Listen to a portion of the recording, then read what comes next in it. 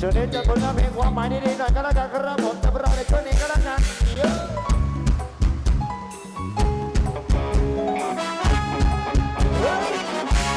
วัสดีครับต้องมาประกาศเพลงของจูมินตรันดาใช่ไหมครับผมแลบคาเมนแลบคาเมนเด้อ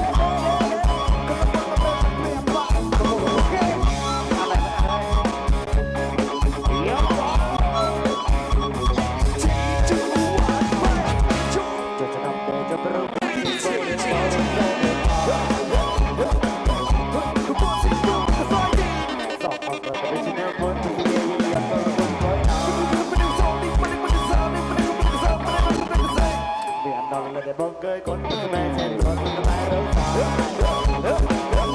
ว